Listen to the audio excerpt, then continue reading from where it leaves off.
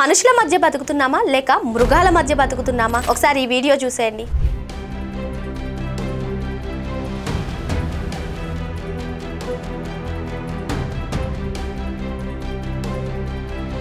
చూసారు కదా, ఇందులో పోలీసులు వాళ్ళని తాళ్లతో ఎందుకు కట్టి తీసుకెళ్తున్నారు అనుకుంటున్నారా? వాళ్ళు ఏం చేశారో తెలిస్తే మీ రక్తం మరిగిపోకుండా ఉండదు. రాజస్థాన్ లోని శ్రీ గంగాపూర్ లో ఓ 13 ఏళ్ల బాలిక ఇంటి నుంచి తప్పిపోయింది. కాపాడాల్సింది పోయి ఓ రిక్షావాడు ఆ అమ్మాయిని అతి కొద్ది డబ్బులకే ఓ హోటల్ ఓనర్ కి అమ్మేశాడు. ఆ హోటల్ ఓనర్ అలా 3 హోటళ్లు తిప్పుతూ ఏకంగా 5 రోజుల పాటు ఆ అమ్మాయి నరక యాతన అనుభవించింది. ఏకంగా 30 మంది మృగాలకు పైగా ఆ అమ్మాయి పైన సామూహిక పాల్పడ్డారు.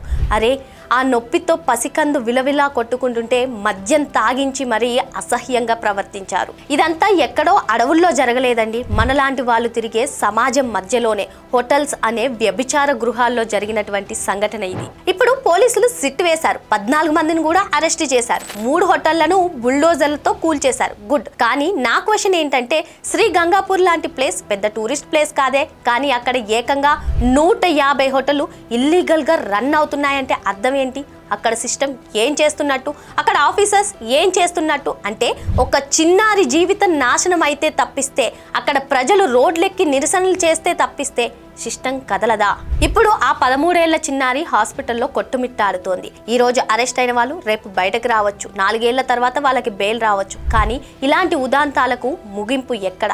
దీనిపైన ఎటువంటి చర్యలు తీసుకోవాలి? అసలు అలాంటి మృగాలను అలా రోడ్డు పైన తాళ్లతో కట్టేసి తీసుకెళ్లకూడదు, నడి రోడ్డు మీద కానీ బుద్ధి రాదంటూ కొందరు అంటున్నారు. ఇది కేవలం ఒక న్యూస్ కాదండి, మన సమాజానికి పట్టినటువంటి క్యాన్సర్. ఈ రోజు ఊరుకుంటే, ప్రశ్నించకపోతే రేపు మన ఇంటి వరకు కూడా వస్తుంది. సో ఇటువంటి సంఘటనలపైన ఎలాంటి చర్యలు తీసుకుంటే, ఎలాంటి చట్టాలు తీసుకొస్తే బాగుంటుందని మీకు అనిపిస్తుందో కామెంట్ చేయండి.